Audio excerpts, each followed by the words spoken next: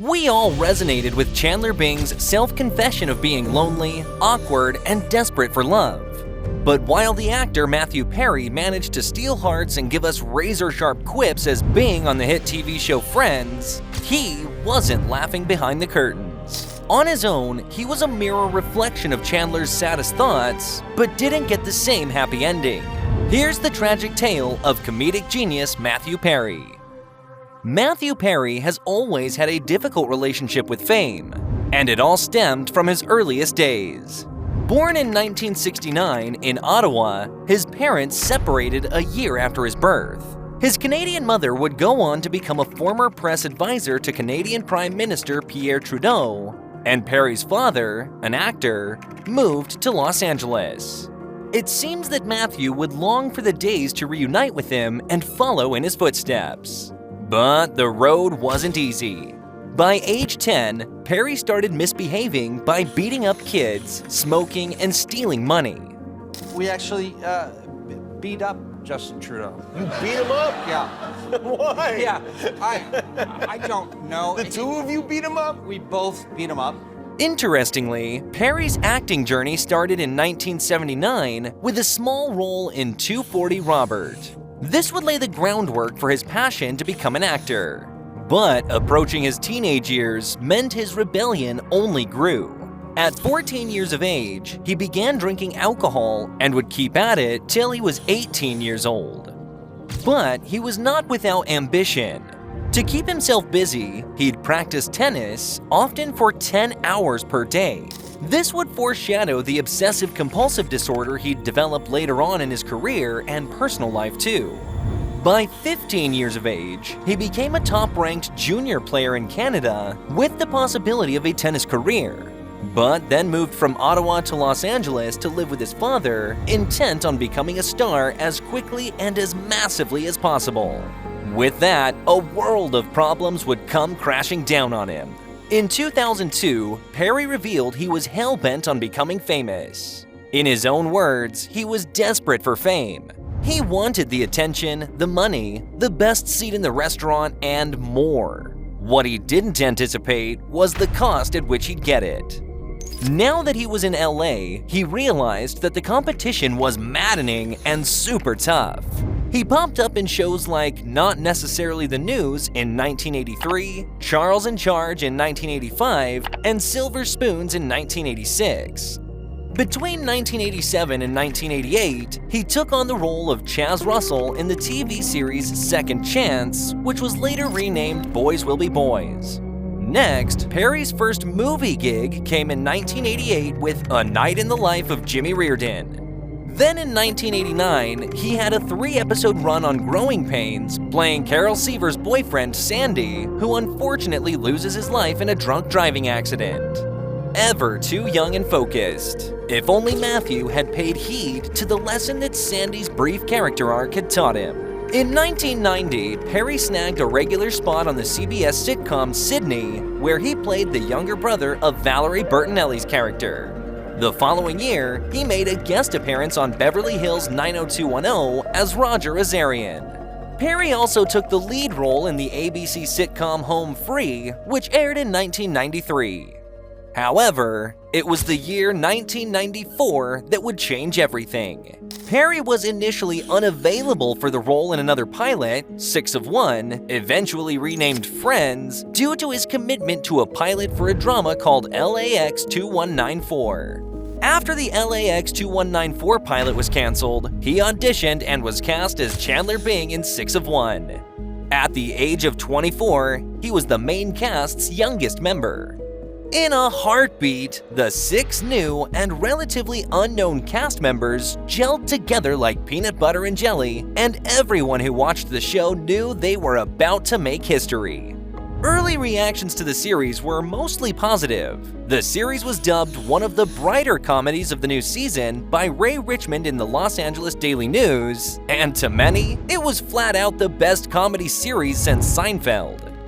He later confessed that even as he was raking in a hefty paycheck from Friends, when the cast was earning a cool $1 million per episode at its peak, he couldn't think of anything to spend his money on aside from a new couch. To him, this fever dream of being a star and the thrill of it lasted a total of 8 months before he realized the holes in his life were still there. On a darker note, which he revealed to no one, Perry only believed one thing: he was as broken and unlovable as Chandler believed he was.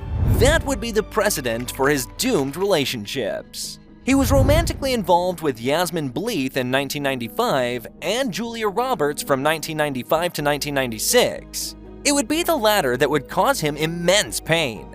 Perry was convinced Julia would leave him, so he plunged headfirst and broke up with her, much to her shock. Then, he dated Lizzie Kaplan from 2006 to 2012. 4 years in, they were madly in love, and seconds before proposing to her around Christmas, his fears caught him in a chokehold and he held back. Fast forward, Perry got engaged to literary manager Molly Hurwitz in November of 2020, but their engagement expired in 2021. She simply didn't know how to stay with someone who was past the point of help. On set, his struggles with alcohol became apparent. While he didn't drink on set, he'd come into work the next day with excruciating hangovers. His newfound friends, unsure of how to help him, just sat and supported him, always ready to play a poker game or just being patient while his days passed in turmoil. But while his battle with alcohol silently raged on, a new vice would enter his life. After a jet ski accident in 1997, Perry became addicted to Vicodin. During the 3rd season of Friends, he was taking an alarming 55 tablets per day, far exceeding the recommended maximum of 8 tablets daily. With his weight at 55 kilograms, everyone around him knew he was losing himself to his battles. Eager to find the light, he finished a 28-day recovery program at the Hazel Den Betty Ford Foundation that year. On top of all this, Matthew's work had begun to haunt him. Ever a perfectionist, he'd spend hours perfecting his comedic timing. Getting a laugh out of the audience became his sole agenda, and the thought of failing would make him convulse at night. Now, left in an endless fight between addictions, Perry had completely detached from reality. He would later document in his tell-all memoir, Friends, Lovers, and the Big Terrible Thing, that he could not recall what he was saying or doing from Season 3 to Season 6 of Friends. When his weight plummeted, the meds were to blame. When he piled it back on, it was just booze.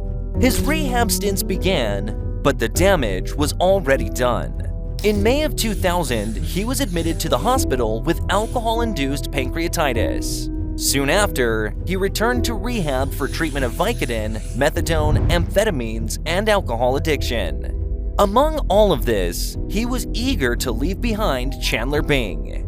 Despite snagging awards left and right, and being seen as the most naturally talented among the Friends cast, his future projects were amiss. While he delivered an impressive performance in Aaron Sorkin's flawed Studio 60 on the Sunset Strip and demonstrated competence in shows such as the sports sitcom Mr. Sunshine, the bereavement comedy Go On, and a somewhat half-baked revival of The Odd Couple. Honestly, his standout roles since playing Bing were as guest roles on shows such as The West Wing and The Good Wife. When he made his playwriting debut, The End of Longing, in 2016, it was completely overshadowed by the possibility of a Friends reunion, which everyone had been waiting for years, and finally happened in 2021. Just before 2018, his addictions had come back in full force. In 2018, Perry had a serious health scare when the opioids in his system finally caused his bowels to bleed. Sadly, his case worsened and his colon ruptured, resulting in a massive operation. He was in a coma for 2 weeks, and his recovery took 9 months. He had made it through the 2% chance of survival. Then, about 2 years later, while he was in rehab in Switzerland, Perry pretended to be in pain to get a prescription for a fatally high dose of OxyContin each day. He was also getting ketamine treatments daily and did his best to keep it going for a whole year by begging doctors to supply him. As of 2022, he figured he'd spent about $9 million on his addiction. This included 14 surgeries on his stomach, 15 times in rehab, and having therapy twice a week for 30 years. He believed he'd been to around 6,000 meetings of Alcoholics Anonymous as well. With his engagement to Molly having ended, Perry went into seclusion. Sadly, on the 28th of October 2023, he was found unalive in his jacuzzi without any foul play at work.